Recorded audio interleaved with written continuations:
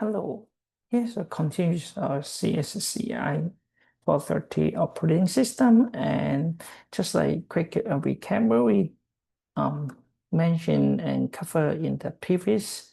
So we kind of like go through once again what's the process and then what's the thread, okay, and giving certain definitions about the terms, and mainly we need to focus on the last part is the multi-cores. How can the multi process, okay, processes, and then how what the first inside, and then we can apply in the multi cores, okay. And the many benefits we can bring is the switching overhead will be lower, and then the thread creation lower, and then production for the CPU like will be yes, okay, but except the memory I/O, okay, right here will be no, and then the sharing overhead is low, so over will be like this. And just remember the property of process actually can also share to third, because actually your thinking is a function of the process. Just need to know. Okay.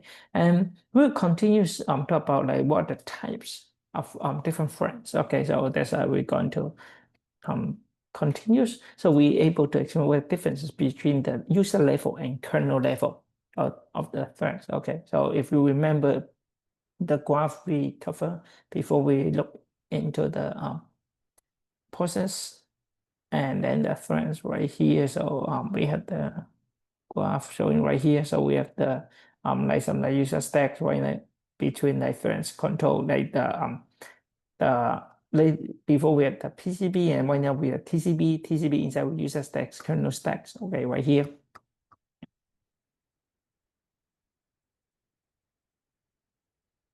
So in the user level threads, we need to look at this, like all the threads, the management is done by the application. Okay, that means the application itself. Okay, so the user level thread, the URTs, okay, the kernel is not aware of the existence, okay, of the thread. So they don't know. So right here, the so like per user level right here, so maybe we have multiple threads right here with the libraries, user space right here, we have some methods, but in the kernel space right here we don't know, we're just thinking it's just have one process. Okay, so this one called the user level threads. Okay, and the relationship between all these, say, the user level threads when here stage and process stage.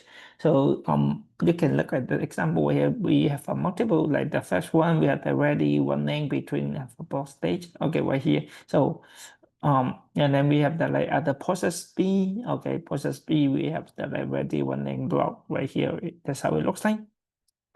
Okay, so if they are going to execute all this stage, okay, no matter ABC, it looks like they just thinking, okay, that's how it looks like. Okay, what's the advantage of the user level? Okay, first, this one is switching does not require the kernel mode privilege. Okay, so we don't need to do like two mode switching to do the thread management. Okay, the kernel just thinking, okay, there's a one application. Okay, there's a one they executing, when they look at it. Okay, so right here, they don't have to switch it. Okay, like this mode. And also scheduling can be controlled by application. So kind of like depends on the possible use different schemes. Okay, so like here, and also the util can run on any OS. Okay, so this one we just need to implement the ULT. Okay, the user level first like the third library. If you right here see we have the third library. Okay, that means that all this is in the user space. Is the advantage, okay, for the user level. But what's the disadvantage? In a like typical OS, many system calls they are blocked. Okay, so minor one of that we talk about interrupt system call, all this. Okay, when we so it calls a result. So if when a ULT executes a system call, so not only is that thread, but the all other threads within the process they are blocked. So here's the problem. Because the kernel side, right, is thinking only that process or application. So that's why if there's a one, okay, ULT, okay, execute, then all of them they're all being blocked. So it's not really good strategy. Okay, so in a pure like ULT strategy, so multi-thread application cannot take advantage of multiprocessing. So here's the problem of it, right? Then how can we overcome, okay, overcome this disadvantage? So maybe we can simply use the multiple portions. Okay, but this one also it will eliminate the main advantage of threadings because we want to like cause a lower of those overhead, right? So each switch becomes a process switch. Then it goes back to the original problem. And if you're like checking, okay, targeting. So there's some like blocking routine can be like wrapped by the ULT library. How about doing this way? So we can try to overcome. And then how about another way is like the kernel level, right? User level and kernel level first, the KLTs. So the file management is done by the kernel. So no thread. Okay, management is done by the application. So those are Windows or modern Unix. So they are example like using this approach. So we have the user space where multi-threadings, okay, multi-threads right here. So all those also the kernel space also we could also able to handle all these efforts. Okay, so this one is the pure kernel level right here. What's the advantage compared to the ULT? What's the KLT? So because the kernel can simultaneously like schedule multiple threads from the same process on the multiple process. Okay, even just one third in a process block, the kernel can schedule another third of the same process. So here's the idea, like that is advantage, then we can use a KLT, okay, to bring back the advantage of it. And also a kernel routine can be like multi-thread. So we can compare with the disadvantage of the ULT, then the KLT, okay, can overcome this one, okay. And of course, when we how about the like compare the ULT, KLT? If we have an advantage, then of course it also comes at disadvantage. So right here, if we have a transfer of control from one thread to another one, okay, so within the same process, it requires the most switch to the kernel. Okay, or is that in the, like microseconds over here? So now for us in the signal weight, right? So in the user level for fast, okay, so compare like 34 or 37 or a single kernel level third, okay, that's like 948 or like 441. So right here you will see. So suddenly right now the operation right here goes up, the process in total. So process right here like that now for okay. So it's like 11,300, okay. And then for the signal weight it's 1,846. 1,840 like this.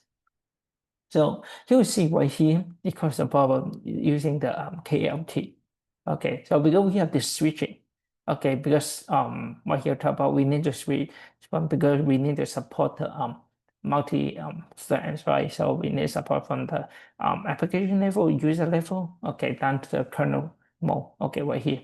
So for that, let me how can we combine it or I think bring back all this advantage? How about combine all this approach? In the user space, we have multiple flags, and then we do create our own like first library. And then in the kernel space, how can we do that? So we can do the first creation, so it's done in the user space, and then with the bucket of the scheduling and synchronization. We talk about the synchronization of first is by the application. Okay, the source is the example. So it's a kind of even more modern way. So we try to combine it. Okay, so multi-thread library trip one, and then the multi-thread um the the user level and then the kernel level. Okay, so they can do it. So we can try to combine. So right here, there's some relationship between the threads and process. Okay, we do have like for the threads and process one to one, many threads to one process, one thread like to many process, or like many to many like this. So when you just look at it, so each thread of execution is a unique process. So with its own address space and resource, that's what we know, traditional. And also we have the a process define an address space and dynamic resources ownership. So where multiple threads can be created and executed within that process. So this we know. And the next effect may like migrate from one process environment to another. So it allows the thread to be easy and like move among this system. Okay, so this one is like we have the multi-process for one thread. Okay, so for many we combine attributes of the many threads to process or like one thread in many process. So right here, so it's a kind of like combining. So that's what we're going to do so far. Okay, so kind of right here, so we say some question answer about the ULT and KLT. Okay, so you can interested, you can look at it. And next, we will move on to talk about what's the multi-core, because the multi-core we kind of like cover about this part right, when we go through in the previous videos, and then we talk about the multi-core supporting, and then what relation with the multi-thread. Okay, so what's the issue of scheduling multiple threads on like two parallels or multi-core hardware? Okay, so here's right here, remember for the speed up equation. So the time for execute a program single process, and then divide by the time to execute on the n parallel process. So right here. So when right here, the fractions of code, so it's the like parallelizable, and then the fraction moment f is that the code is the inherently like serial, okay, non-parallel. Okay, so like either we one minus it. And then the numbers of processor, so like we running on the parallel portion of code R, so it would be n.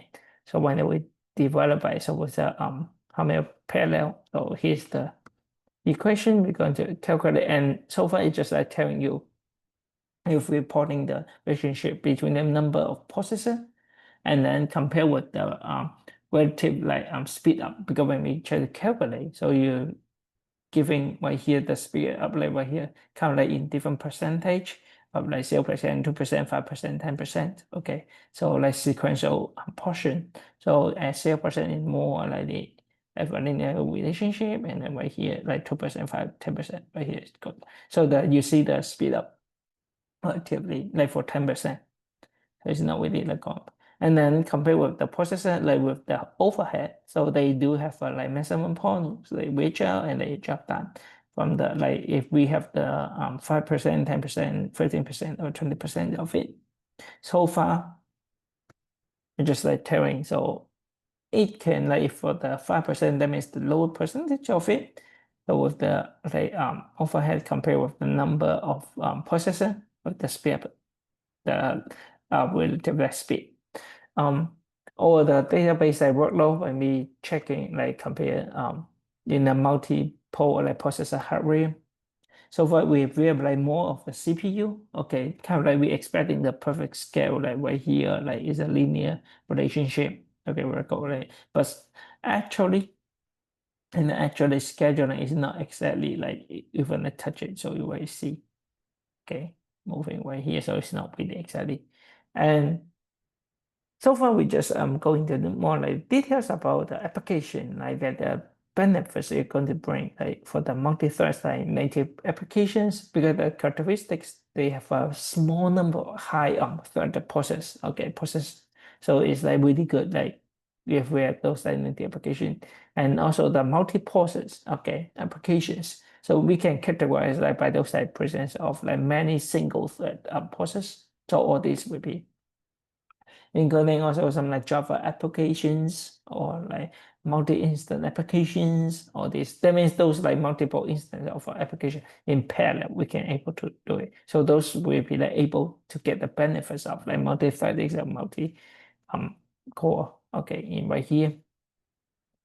And then we will talk about the like Linux process and then the file management. Okay, so what the specific processes and then what the reflects in modern Linux system nowadays right here. So when we talk about the Linux task, if a process or task in Linux they represent, okay, we have by some like task structured data, including some like state, okay, schedule information, identify ICP, okay, and then the links and times timer, like checking the time file system, okay, and also the address space, okay, very similar to Windows. Also the processor specific context, like we may talk about the context switching. So all this, okay, there's some like process included really similar. And in the Linux, so the process or the thread, their models, so we have different stages.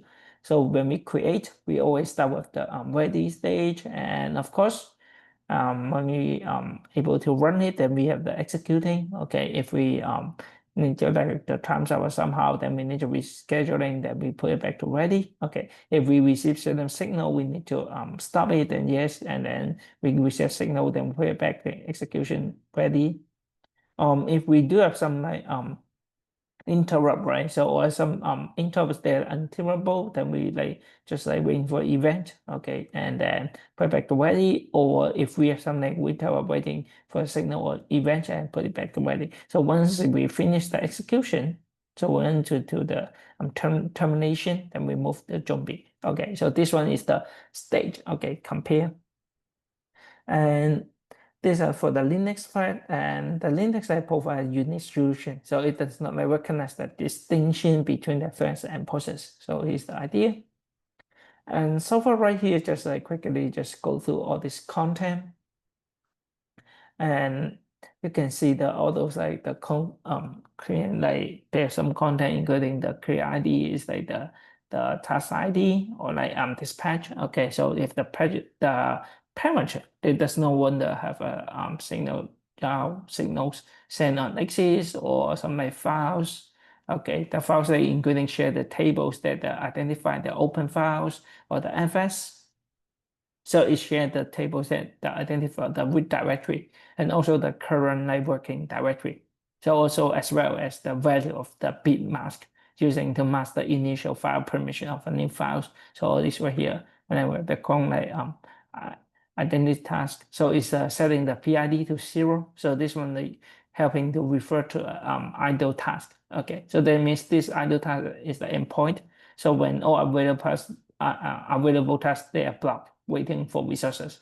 Then we have this one, and we have some like new namespace. Okay, new NS. So for the child. So if you remember, we're using the fork function. Okay, so we try to create some like new child. Okay. Also, we have the parent. We need to have a like caller or the new task shared in the same parent process.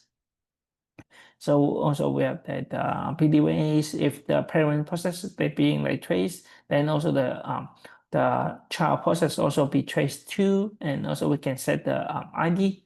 So write the TID like back to the user space, okay, and including like the set TLS. Okay, so it's like pretty similar so far right here. So also including like to create the new TLS for the child, and also can like share the table identifies the signal handler. Okay, send the signal handler, and then also we have the system. Okay, sim. So we share the system like we sims undo like symmetrics. Okay, and also the thread. Okay, insert this process into the same thread. Good. Okay, of the parent. So if this thread is true, then it will have implicit enforce the comparent. So if you remember the comparent. Over here, we try to the caller and then the new task share the same parent process. And also the revoke. Okay, so if said then the parent does not get the schedule for the execution until the child invoke the execute like system call. So we do have some certain system call or interrupt if you tell by and the con VM. So we try to share the address space. So if we remember what's the VM, okay, the virtual machine address, and then we have the address space play order for the process. So memory descriptor, the page tables. So far, pretty quick, we go through all this content about the Linux. And so far, that's it for our this part for our process and the first. Thank you so much.